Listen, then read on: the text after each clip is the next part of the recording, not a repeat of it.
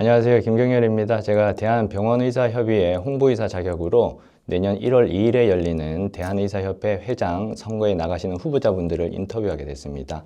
오늘은 그중에 기호 3번 주수호 후보를 모시고 이야기를 들어보는 시간을 가져보겠습니다. 후보님 안녕하세요. 안녕하세요. 예, 간단하게 자기소개 부탁드립니다. 43대 의협회장 보궐선거에 다시 나오게 된 기호 3번 주수호입니다. 제가 모든 후보님들께 말씀을 드리겠지만 이번 인터뷰는 후보님들의 평소 생각과 의료에 대한 철학을 들어보기 위해서 사전에 어떠한 질문지도 드리지 않았고요. 최대한 공정하게 하기 위해서 5분의 후보님들께 모두 똑같은 9가지 질문을 드릴 예정입니다. 그리고 대답하시는 내용에 대해서 제가 따로 코멘트하거나 평가할 생각은 없습니다. 평가는 영상을 보시는 회원분들께서 투표로 해주실 거라고 생각하고요. 공통질문 외에 후보님들마다 민감하게 좀 이슈가 될 수 있는 부분이 계시기 때문에 한 가지 개인 질문을 먼저 드리고 공통질문으로 넘어가겠습니다. 먼저 주수호 후보님께 드릴 개인 질문은 이미 여러 자리에서 말씀을 하셨지만 후보자 개인 질문에서 이걸 안 짚고 넘어갈 수 없기 때문에 말씀을 드리겠습니다. 후보님께서는 예전에 음주운전에 의한 사망사고로 징역 1년 6개월, 집행유예 3년을 선고받은 적이 있습니다. 만약 의협 회장에 당선되시더라도 외부 세력에 의해 공격받을 수 있는 과거인데 이에 대한 후보님의 의견을 들어보고 싶습니다.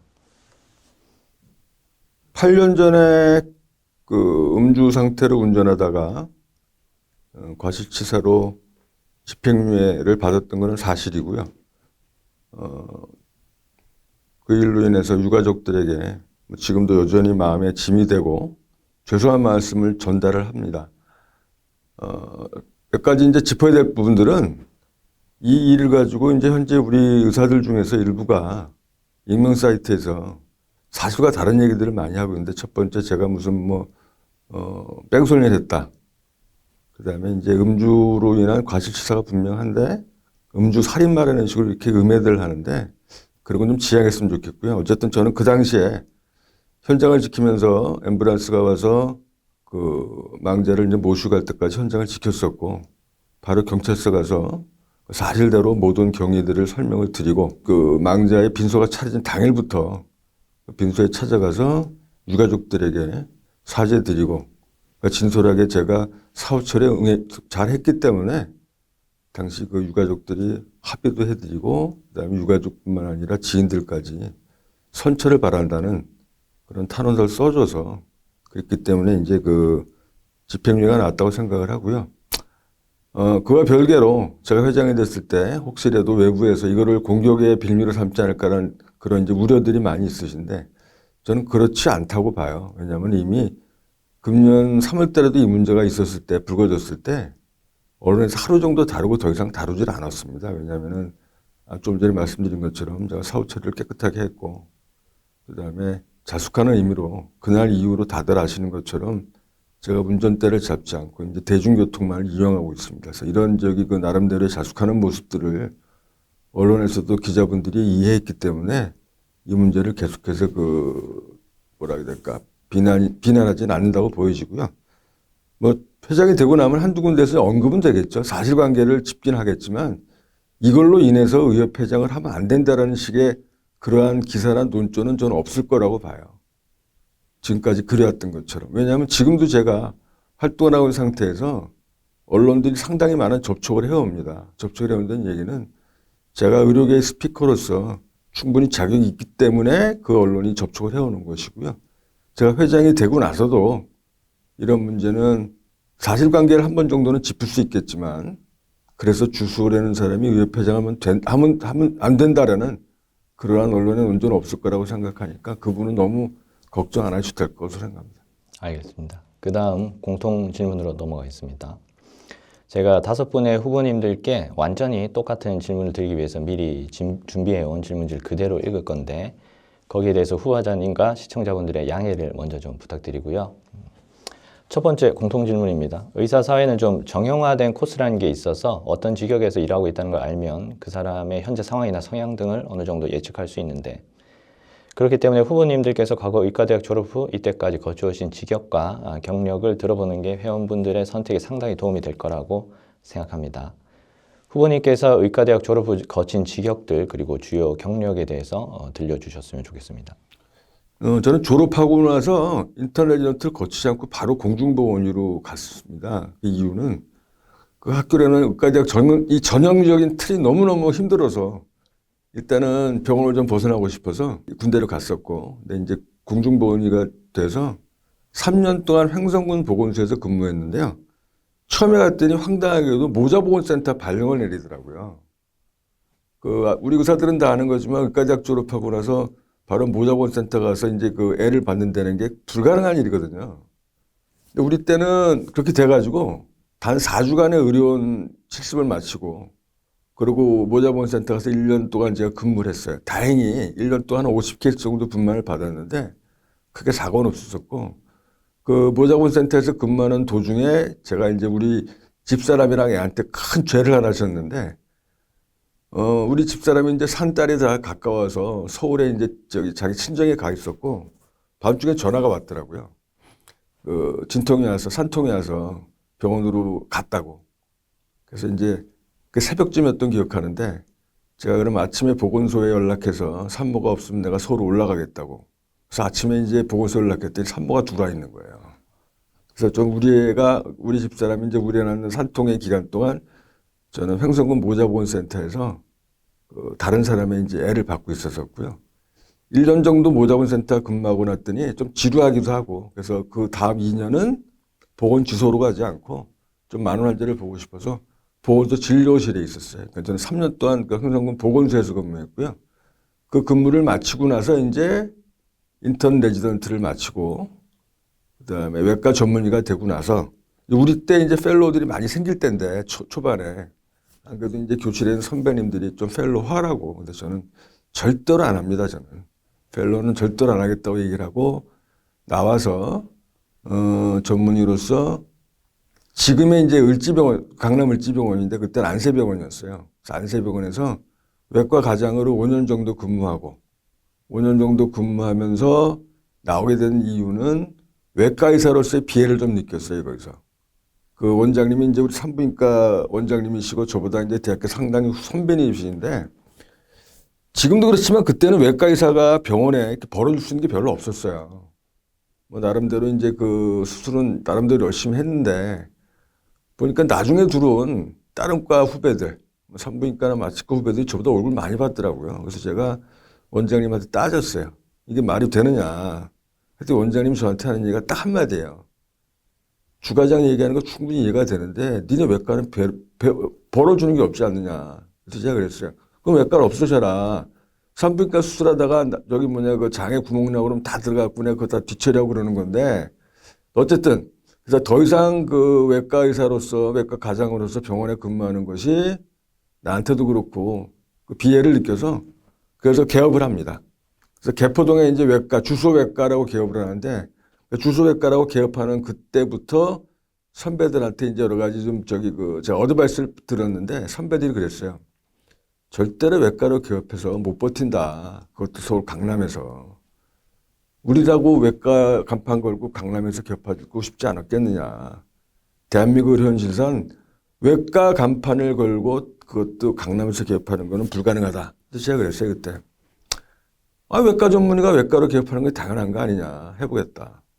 선배들이 왜 그렇게 말렸는지 느끼기까지 오랜 세월이 걸리지 않았죠. 그리고 이제 제가 이제 그 외과 전문의로서 주소외과를 개원했던 그 시기가 90년대 후반이었고 의약분업으로 인해서 이제 의사들이 들들 끓기 시작하는 그 시점이었어요. 그리고 이제 그때 처음으로 이제 EMR 차트, 넌 차트들이 많이 나올 때라서 그때 넌 차트를 도입을 하면서 인터넷을 처음 접했어요, 제가.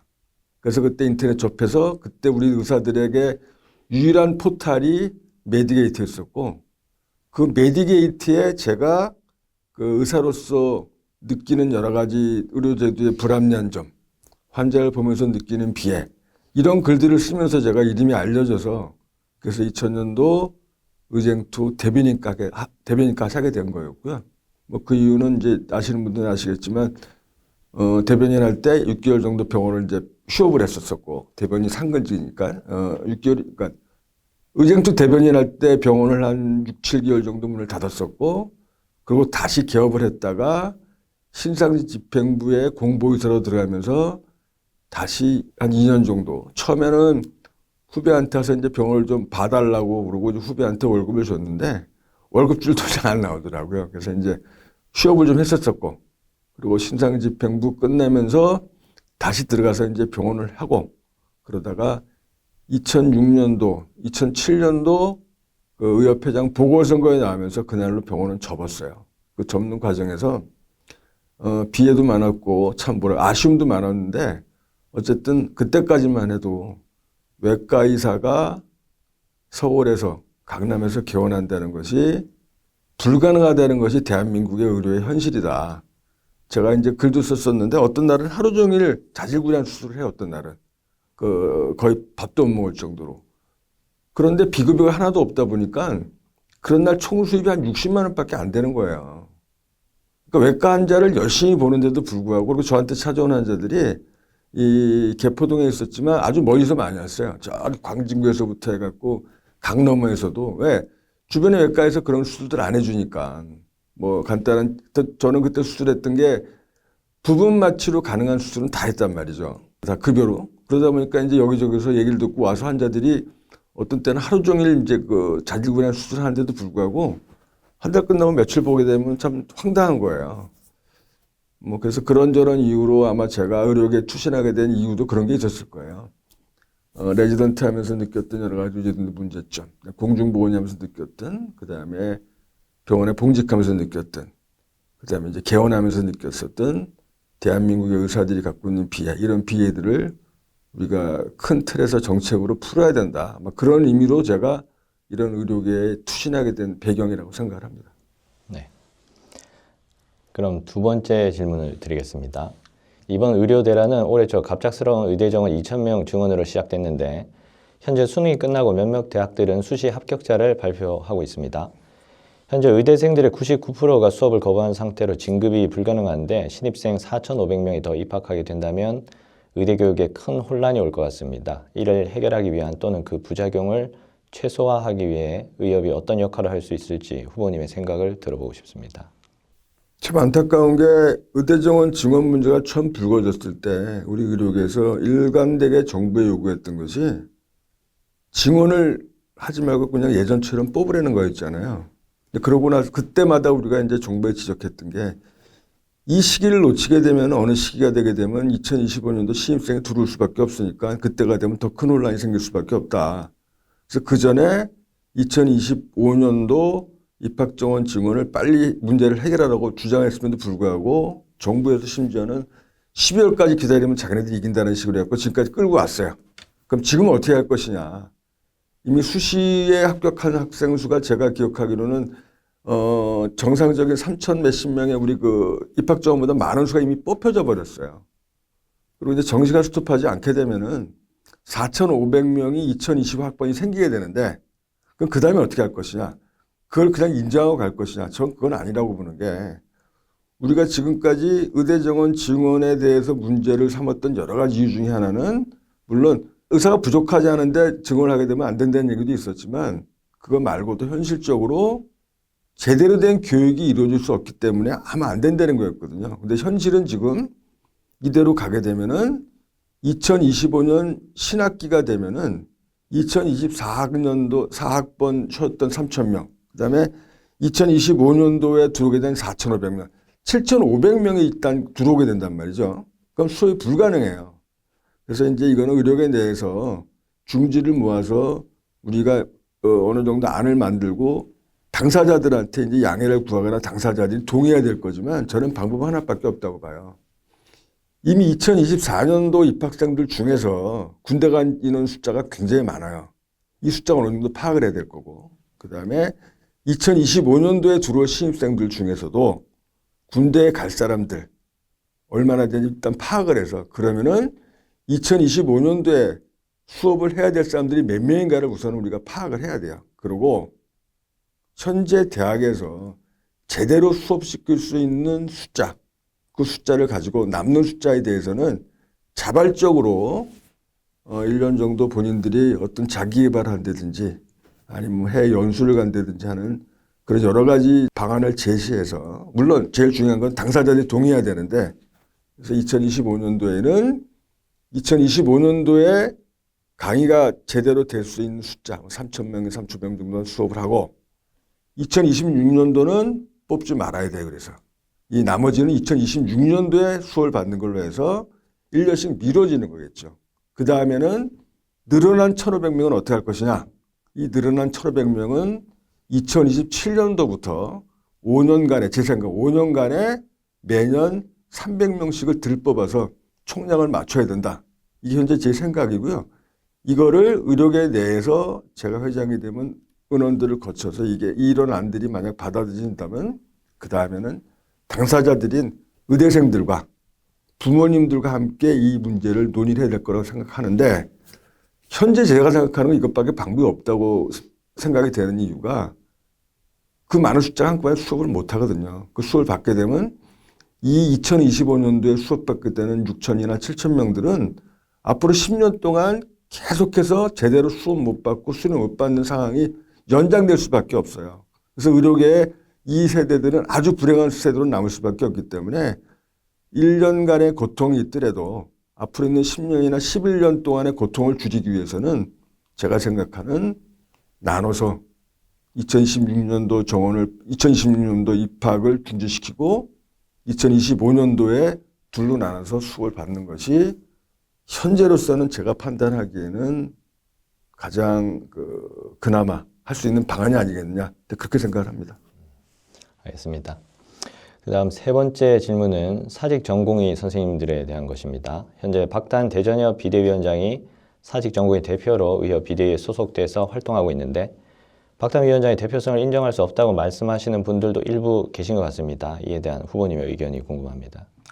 2024년도 현재 벌어지고 있는 이 의료 대란에 현재 사직 전공의들이랑 휴학 의대생들이 가장 희생당하고 앞장섰다는 건 아무도 부인하지 않고 그 과정에서 박단 위원장의 역할이 굉장히 컸다고 알고 있습니다. 그리고 현재도 박단 위원장이 그 단위병원 대표들 사이에서는 강력한 리더십을 받고 있는데 오랜 세월을 지나다 보니까 이제 그럴 수밖에 없는 것이 그 하부 조직, 쉽게 말해서 이제 이 실제로 일반 전공의들 사이에서는 불만도 있다고 알고는 있어요. 그럼에도 불구하고 현재는 박단 위원장의 대표성을 의료계에서 다 인정을 해야 되는 것이 맞다고 생각하고 다만 전공의 비대위원장이 의료계 전체의 의견을 좌지우지할 수 있는 그런 것들은 우리가 좀 우려를 해야 된다. 이런 얘기를 하는 게 이미 여러 군데서 나왔던 얘기이기 때문에 그러니까 제 생각에 전공의 사직 전공이야 휴학 의대생들의 생각을 가장 중심에 두고 그 후배 선생님들이나 우리 후배들의 의견들을 중심에 두고 존중해야 하지만 그럼에도 불구하고 사직 전공의 휴학 의대생들의 생각이 무조건 옳다. 이런 식으로 선배들이 옹야옹야하고 따라가는 건 저는 반대입니다. 우리 선배는 선배다워야 되는 부분이 있기 때문에 후배들의 생각이 혹시 잘못된 게 있으면은 선배들이 따끔하게 말도 할 수 있어야 되고 잘못된 방향들은 우리가 올바른 방향을 제시해서 같이 사를 논의해서 전체가 갈 수 있는 그런 길을 모색하도록 하는 게 맞다고 봅니다. 그럼 네 번째 질문입니다. 의료대란의 핵심은 대학병원 전공의 선생님들이 사직을 한 거죠. 정말로 마음이 완전히 떠나버린 선생님들도 있고 현재 상황이 바뀐다면 다시 수련을 받을 용의가 있는 선생님들도 있는 것 같습니다. 그리고 내년 신입 전공의를 모집하고 있지만 지원율이 10%도 안 되고요. 의대 교육과 마찬가지로 대학병원의 수련 시스템도 지금 완전히 망가져버린 것 같은데 이를 해결하기 위해 의협이 할 수 있는 것들이 어떤 게 있을지 후보님의 의견이 궁금합니다. 이제 의료계 두 가지 의견들이 있었어요. 디올백, 그다음에 뉴노말. 이 사태가 해결됐을 때 예전처럼 돌아갈 수 있을 것이냐. 저는 불가능하다 보고 돌아갈 수도 안 된다고 봐요. 왜? 그러니까 이전에 있었던 우리 전공의들 수련 과정이 제대로 안 된 거였었거든요. 그러니까 지금은 우리가 이제 준비해야 될 것은 뭐냐. 예전과 다른 완전히 새로운 수련 시스템과 병원의 운영 방침을 우리 의료계에서 의견을 모아서 만들어서 그거를 정부에 제시하고 끌고 가야 돼요.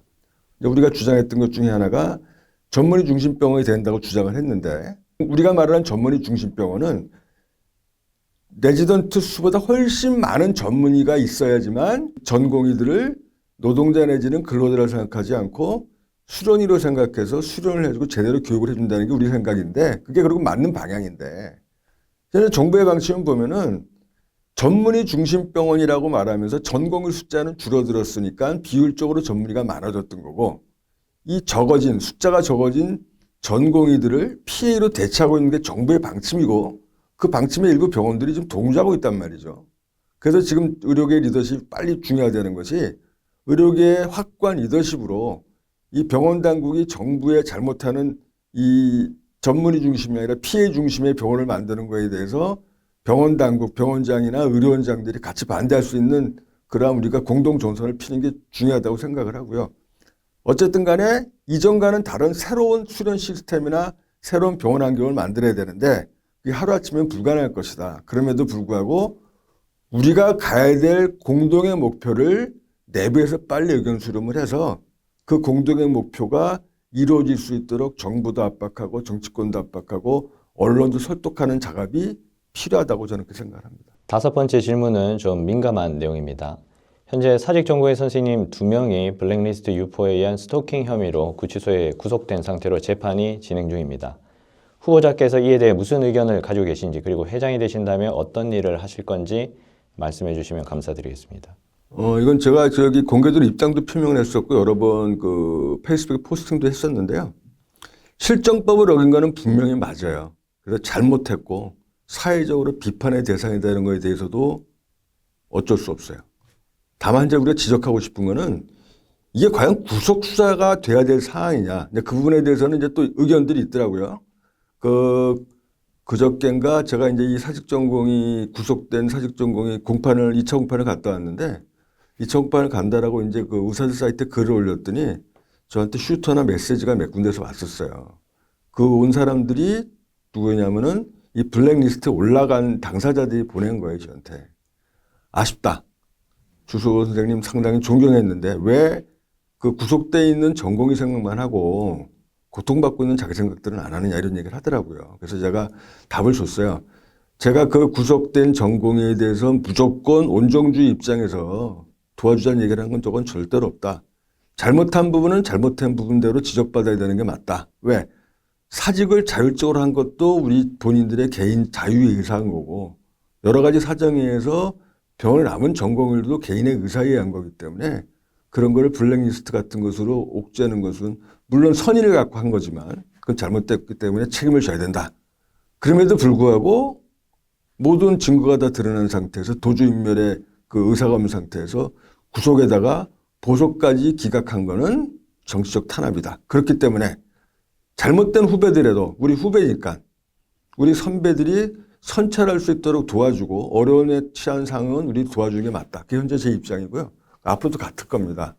그래서 이제 안 그래도 이제 그날 그 공판을 마치고 나서 현재 구속돼 있는 그 후배의 동기들이 많이 왔었어요. 같이 이제 점심을 먹으면서 이런저런 얘기를 하면서 제가 그런 얘기를 했어요.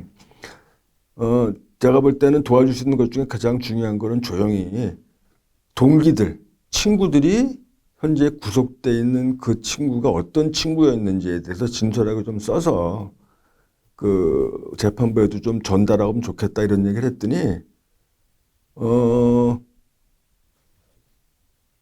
블랙리스트에 올라있던 동기 중에 한 명이 또 저한테 슈터가 왔어요.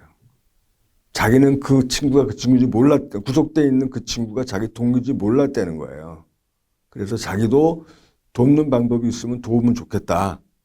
그래서 탄원서를 쓸 수 있도록 주선해 줬거든요. 그러니까 다시 말하자면 분명히 잘못한 거에 대해서는 죗값을 받아야 된다. 근데 그 죗값이라는 게 과해서는 안 된다.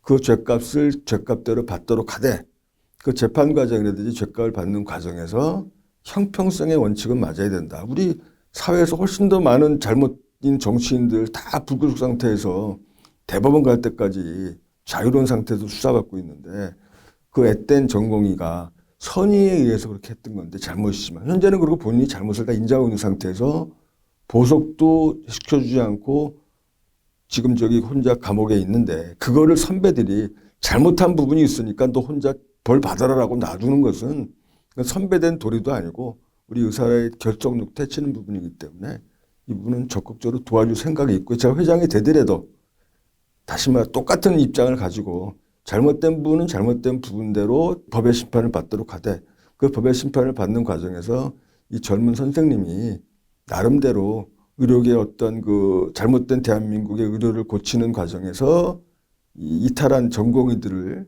결속시키기 위해서 선의에 의해서 한 행동이라고 생각을 하기 때문에 의협에서도 도울 수 있는 방법이 도와줄 생각입니다. 여섯 번째 질문은 의료 제도에 대한 것입니다. 얼마 전 대법원에서 간호사의 골막천자에 대한 2심 유죄 판결을 파기환송시켰습니다. 비단 이번 케이스뿐만 아니라 PA라고 불리는 많은 전문 간호사분들이 의료 현장의 애매한 위치에서 오랜 기간 활동을 해왔었고 올해 2월 시작된 전공의들의 사직으로 그 필요성이 더 커지고 있고 8월 간호법이 통과되면서 어느 정도 합법적인 지위를 인정받게 됐습니다. 의협 회장 후보로서 PA 간호사 제도에 대한 선생님의 의견을 들어보고 싶습니다. PA 제도가 처음 생긴 게 미국이에요. 미국은 이제 워낙 인건비가 비싸고 그다음에 아까도 앞질문에서 나왔던 것처럼 전문의 중심 병원이고 말 그대로 수련으로서 대우를 해주기 때문에 PA가 필요했어요, 미국은. 그 대신에 미국은 PA가 되기 위한 과정이 굉장히 엄격합니다. 교육 과정부터 해서 굉장히 오랜 기간 PA가 되기 위한 교육을 받고 수련을 받고 난 다음에 PA가 되는 건데 우리나라는 미국의 PA라는 이름만 떠왔다 뿐이지 그냥 오래된 고창 간호사들이 하고 있는 거거든요, 이게. 그러니까 도대체 이해가 안 되는 게 이번 재판 과정에서 나왔던지 언론에 보도는 되진 않았지만 그 PA 간호사 측, 그러니까 그 당시 제가 그 피고가 의사가 아니라 병원이었거든요. 그 병원에 대한 증인으로 나온 그 우리 의사들이 하는 얘기 중에 하나가 어떤 게 있었냐면은 뭐 의사도 더 잘한다. 왜? 숙달됐기 때문에 환자들도 좋아하더라. 이러한 말도 안 된 말을 하는 교수들이 와서 증언을 했어요. 저는 그 얘기를 듣고 붕괴했던 게 만약에 그 말이 맞다고 치잔 말이에요. 그럼 앞으로 수련받을 수 있는 수련의들은 한 명도 없어질 거고 대한민국의 의료가 앞으로 전문의가 안 생길 건데 또 하나 이 면허와 허가에 대한 개념들이 없는 사람들이 교수를 하고 그런데 증인을 해서 말하는 게 저는 너무 붕괴스럽고요. 어쨌든 제가 회장이 되게 되면은 PA 제도를 할 것 같으면은 원칙대로 제대로 하자. 미국처럼 충분한 교육을 받고 다른 트랙으로 교육을 받고 수련을 받은 사람들이 하게 하되 그 전제 조건은 대학병원에서 전공의들이 제대로 수련받을 수 있는 시스템을 마련하고 해라. 왜?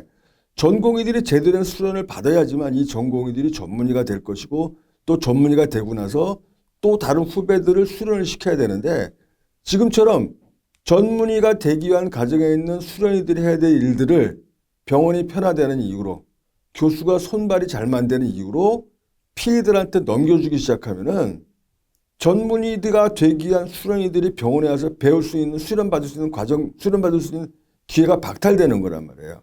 아주 이기적인 거예요.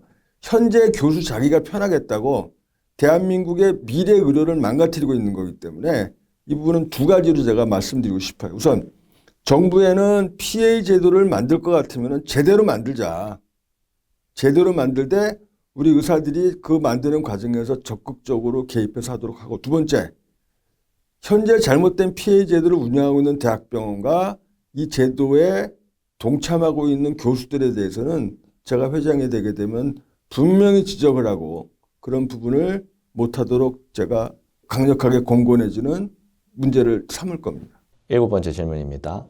올 초 정부에서 의대 증원과 함께 필수 의료 4대 패키지를 발표했습니다. 4대 패키지의 핵심은 현행 행위별 수가제를 대체할 수 있는 가치 기반 지불 제도를 기관 단위로 도입하고 급여와 비급여의 혼합 진료를 금지하는 것이었습니다. 얼마 전 박민수 차관이 현재 어려움은 있지만 의료개혁을 차질 없이 진행시킬 거라고 인터뷰했었는데 정부가 추진하고 있는 필수 의료 4대 패키지에 대한 후보님의 생각을 들어보고 싶습니다. 한마디로 말하면 그냥 그 말도 안 되는 얘기를 하고 있는 거고요. 제가 회장이 되면은 그다음에 회장이 되고 싶었던 이유, 회장이 되려고 하는 이유 중에 가장 중요한 것이 언제까지 정부의 잘못된 정책을 우리가 방어만 하고 막기만 할 거냐는 거죠.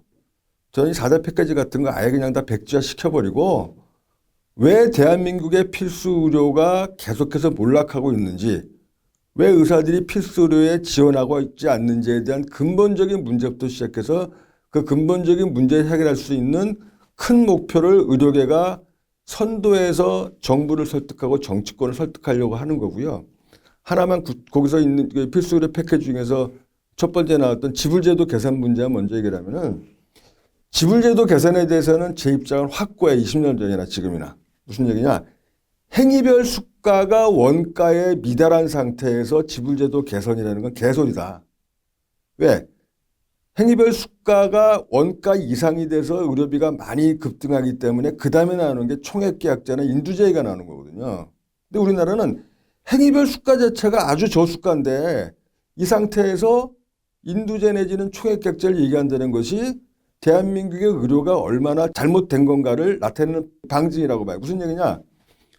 박리담회가 아니면은 유될 수밖에 없는 시스템 상에서 그러니까 한 명의 의료진이 엄청 많은 숫자의 환자를 보다 보니까 행위별 수가가 낮더라도 그게 의료비가 늘어났던 거란 말이죠. 그래서 이미 대한민국의 이제 의료비가 GDP 대비 9.8%인데 그 얘기는 이미 대한민국의 의료비는 OECD 수준에 도달했고 우리나라가 의료비의 급증되는 속도가 엄청나게 많기 때문에 정부가 그거를 알고 있단 말이에요. 그래서 현재 정부는 현재 의료 시스템 내에서 의료비를 더 올라가는 걸 막기 위해서는 총액계약제 무슨 뭐 가치기반 의료 수가 얘기를 하는데 가치기반 의료 수가 꼭 할 얘기가 있어요. 아니 그러면 지금까지 환자를 살리는 그런 행위를 했을 때 거기에 대한 수가를 지불한 적이 있어요? 그거 아니잖아요 지금. 정부는 어떤 진료를 보고 나서 그 진료가 실제로 환자한테 얼마나 도움이 됐느냐를 가지고 수가를 더 주고 덜 주겠다는 얘기를 하는 건데 지금까지 환자를 살리기 위해서 했던 행위에 대해서 제대로 그 리스크라든지 그다음에 위험도에 따라서 보상도 안 했던 정부가 지금에 와서 가치 기반이라고 말하는 것은 그냥 말장난인 거고요. 저는 이 개별적으로 막을 생각이 없어요. 전체가를 다 우리는 인정할 수 없고 새로운 뉴 노멀을 향해서 의료계가 앞으로 가야 된다고 얘기를 할 거고 제가 회장이 되면 그런 틀에서 현재 정부가 말하는 패키지는 다 백지화할 수 있도록 노력을 할 것이고 그 상태에서 제대로 된 새로운 시스템 우리가 선도적으로 주장을 해야 된다고 생각을 하고요. 물론 우리가 주장하는 새로운 시스템이 하루 이틀 만에 해결될 것이라고 생각하지는 않아요. 다만 제가 회장이 되게 되면은 대한민국 의료가 가야 될 큰 방향에 대한 방향성을 설정을 하고 그 방향성을 향해서 우리 의사들이 계속해서 함께 간다라는 합의를 이루고 싶은 거고 제 뒤를 잇는 다른 집행부가 들어오더라도 그 목표를 향해서 간다라고 생각을 해야 되고요. 그 목표점 하에서 현재 있는 강론들을 방하고 강론들에 대한 대안이 나와야지만 우리 목표점이 흐트러지지 않는다고 생각합니다.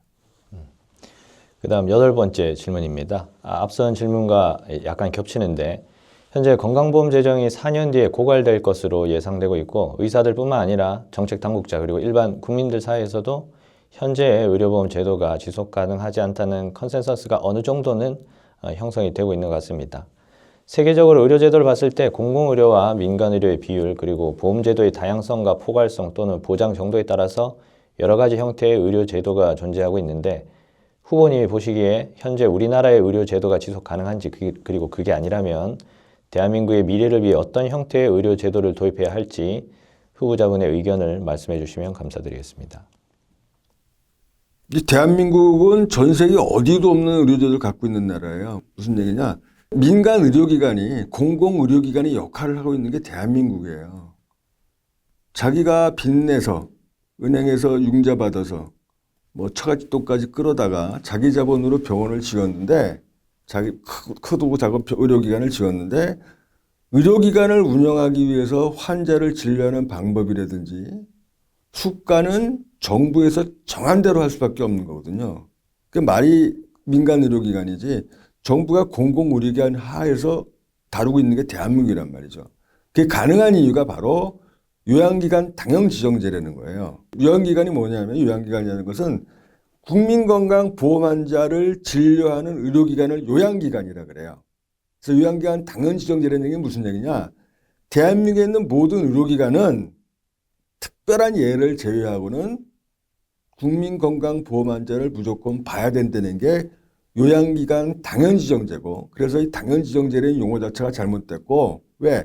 나는 싫지만 무조건 정부가 정한 방법대로 정한 수가대로 진료를 해야 되는 거니까 나는 싫은데도 불구하고 할 수밖에 없는 거라서 요양기관 당연 강제지정제라고 저는 말을 하는 거고, 그래서 이 요양기관 당연지정제가 깨지지 않고서는 현재 대한민국에서 벌어지고 있는 여러 가지 의료 왜곡과 보험 재정의 고갈을 막을 수가 없다는 거예요. 왜? 현재 보험 재정이 계속해서 늘어나는 이유 중에 하나는 환자의 현재 시스템 내에서는 그러니까 환자 측, 국민 측 도덕적 해이, 그 다음에 일부 의료기관의 도덕적 해이도 막을 수 있는 방법이 없어요, 이거는요. 뭐, 조금 다른 얘기긴 하지만 의료전달 체계 문제도 마찬가지란 말이죠. 일방적으로 의료기관이나 의사들에게 의료전달 체계를 막으라고 요구하면서 환자들로 하여금 의료전달 체계를 지킬 수 있는 어떠한 허들도 안 만들고 있는 거거든요, 이게.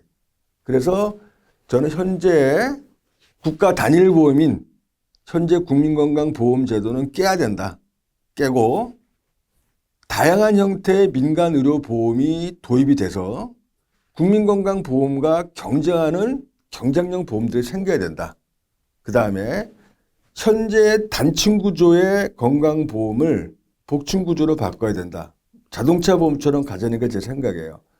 자동차를 사게 되면 누구나 원튼 원하지 않든 무조건 책임보험을 들어야 하는 것처럼 우리나라도 일단은 의료급여 한제를 제한 모든 국민들은 건강보험이 되든 삼성보험이 되건 뭐 제일보험이 되건 보험은 다 들도록 하되 그 보험의 보장성이 어느 정도 이 한계가 있는 책임보험, 다시 말해서 생명과 직접적으로 연관되어 있는 질환을 다루는 그런 의료 행위에 대해서는 다 들도록 하고 책임보험을 나머지 부분에 대해서는 자동차 보험이 종합보험을 드는 것처럼 여러 가지 형태의 보험들을 취선택할 수 있도록 해야 된다는 게 제 생각이에요.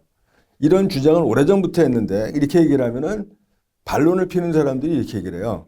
책임보험의 보장성을 낮춰버리면은 보험이 없는 거나 마찬가지 아니야. 이렇게 얘기를 해요. 그래서 사회적 합의가 필요한 거다. 책임보험의 보장성이 높아지게 되면은 국민 누구나 의무적으로 가입해야 되는 보험료가 높아지는 거라서 이때 우리 국민과 정부와 정치권과 의사들이 합의를 이뤄야 된다. 그래서 국민들이 책임보험의 보장성이 이 건강이라는 문제가 개인의 문제가 아니라 국가 내지는 사회가 책임져야 될 문제라고 판단하면은 보장성을 높은 책임보험을 만들어야 된다. 그러기 위해서는 전제가 국민들도 더 많은 책임보험료를 내야 되겠다는 본인들이 동의를 해야 된다. 어쨌든 책임보험과 그래서 종합보험으로 나눠야 된다는 게 제 생각이고요. 요양기관 당연지정제를 폐지하자고 말하면 거기에 반대론자들이 했던 얘기가 그거거든요. 그러면 누구는 돈 있는 사람은 병원 가고 돈 없는 사람은 안 가는 거냐 이렇게 얘기를 했었는데 그래서 전제가 이미 대한민국은 전 국민 개보험을 했던 나라이기 때문에 어떤 형태로 바꾸더라도 누구나 보험은 갖는 시스템으로 가는 거예요. 다만 아까 말한 것처럼 책임보험과 종합보험으로 나눠서 국민들이 합의하는 선 내에서 책임보험의 보장성을 강화해서 그 보험은 보험료를 다 똑같이 내도록 하고 그 위에 여러 다양한 보험 형태들은 본인들이 선택할 수 있는 방향으로 가도록 하는 게 맞다고 보고요. 한 가지 더 덧붙일 거는 이런 게 되기 위해서는 정부가 공공의료를 책임져야 되는 게 맞아요. 현재 요양기관 당연지정제 하에서 정부가 민간 의료기관을 공공의료기관화 하에서 정부가 마음대로 다뤘기 때문에 정부가 공공의료기관에 투자하거나 공공의료기관들을 확충할 이유가 없었던 거예요. 그런데 다양한 형태의 민간보험이 들어오고 지금 말한 것처럼 복층구조에 책임보험과 종합보험이 원활하게 이루어지기 위해서도 사회 소외층들에 대한 공공의료는 보장성이 강화된 상태에서 확실하게 만드는데 다만 공공의료가 확충되는 전제 조건 중에 하나는 공공의료에 해당되는 의료급여 환자들의 도덕적 해이를 막을 수 있는 장치가 분명히 있어야 돼요. 그 다음에 공공의료기관의 도덕적 해이를 막을 수 있는 장치도 분명히 있어야 되고 공공의료기관에 빨대 꽂고 먹고 살고자 하는 일부 계층들, 뭐 어딘 대충 아실 거예요. 이런 노조들에 대한 제어할 수 있는 방침을 확실히 갖고서 공공의료기관이 더 확실히 확충이 돼야 된다. 그런 전제하에서 나머지 국민들은 자동차 보험처럼 책임보험과 종합보험으로 나뉘어서 국민건강보험과 경쟁하는 많은 민간보험들이 들어와서 국민건강보험이 국민들이 볼 때 다른 삼성이나 현대나 이런 데 보험보다 훨씬 적은 보험료로 혜택이 더 많더라. 그럼 그로 갈 거란 말이죠. 이런 식으로 자유적인 경쟁이 되도록 하는 게 맞다고 보여요. 단순히 말씀드리면은 독점은 나쁜 거예요. 그 독점 중에서 가장 최악의 독점이 국가 독점이에요. 대한민국에 남아있는 유일한 국가 독점이 국민건강보험이에요. 이건 나쁜 겁니다, 이거는. 그래서 이 국가 독점을 깨고 다른 형태의 민간형 경쟁형 보험이 도입이 돼서 국가보험과 경쟁해서 국가보험이 더 좋은 효율이 있으면 글로 다 갈 거란 말이죠, 사람들이. 그런 식으로 이 문제는 풀어야 된다고 생각을 합니다. 마지막 9번째는 의협회장 후보자로서 이 영상을 보고 계실 의사회원 여러분들께 마지막으로 하시고 싶은 말씀 있으시면 듣고 마무리하면 좋을 것 같습니다. 오늘 이 동영상 녹화를 하고 있는 오늘이 윤석열 대통령이 탄핵소추안이 국회에서 가결된 다음 날입니다. 어저께 안 그래도 이 탄핵소추 가결되고 난 이후에 우리 한국여자의사회 행사에 있었는데 거기서 이제 그 인사말을 할 때 그 말을 드렸어요, 제가. 저도 예전에는 그런 게 대해서 착각을 해서 이제 시행착오가 있었는데 어떤 자리에 올라간다라고 그 자리가 사람을 만든다는 얘기는 저는 잘못됐다고 생각을 해요. 대통령 자리에 올라갔다고 해서 국가의 리더가 되는 게 아니라 대통령이 될 수 있는 리더십이 있어야지만 대통령이 됐을 때 국가의 리더로서 역할을 할 수 있는 겁니다. 의협회장도 마찬가지예요. 의협회장이 된다고 그냥 리더십이 따라오는 건 절대로 아니라는 게 제가 2008년도 회장을 할 때 느꼈어요. 의협회장으로서의 자질과 능력을 갖추고 리더십이 확보된 상태에서 의협회장이 되어야지만 대한민국 14만 의사들을 리드할 수 있는 리더가 되는 거예요. 현재 이 위중한 시기에 보궐선거가 끝나자마자 바로 회무를 담당해야 되는 상태에서 리더십이 검증되지 않은 사람이 의협회장이 되게 되면 또 불행한 역사가 되풀이될 수밖에 없습니다. 저 주수호는 의협회장을 비롯한 여러 가지 의료계 일을 해봤었고 그다음에 2008년도에 리더가 왜 어떤 사람이 리더가 돼야 되나 리더십이 왜 중요한지 그런 부분을 충분히 느꼈기 때문에 감히 주수호가 현재 상태에서 의협회장으로서 가장 적합하다고 자신을 하고요. 이런 말씀 꼭 드리고 싶어요. 제가 만약 당선이 돼서 의협회장이 되면은 의협회장 임기를 마치고 떠날 때 회원들로부터는 참 믿음직하고 자랑스러운 회장이었다. 더 듣고 싶은 얘기는 정부로부터 듣고 싶은 거예요. 정말 주수호 회장 너무너무 우리 힘들었다. 다시는 마주하고 싶지 않은 힘들고 두려운 회장이었다라는 그런 얘기를 듣는 게 제 마지막 소망이고요.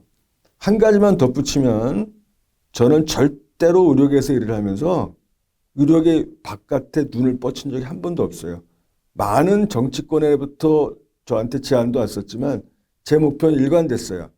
의사협회단 의사협회를 만드는 것이 제 목표였기 때문에 의협회장이 제가 갖고 있는 공인으로서의 마지막 자리라는 것을 다시 한번 확실하게 말씀을 드리고 이번 선거에 우리 회원님들 꼭 제가 아니더라도 좋으니까 많은 분들이 투표하셔서 의료계의 단결된 모습을 보여줬으면 좋겠습니다. 이상입니다. 그럼 이상으로 대한의사협회 회장 후보로 출마하신 기호 3번 주수호 후보님의 인터뷰를 마치도록 하겠습니다. 오늘 인터뷰 영상이 회원님들이 투표하시는데 조금이라도 도움이 되셨으면 좋겠고요. 후보님도 오늘 장시간 인터뷰 해주셔서 감사드립니다. 네.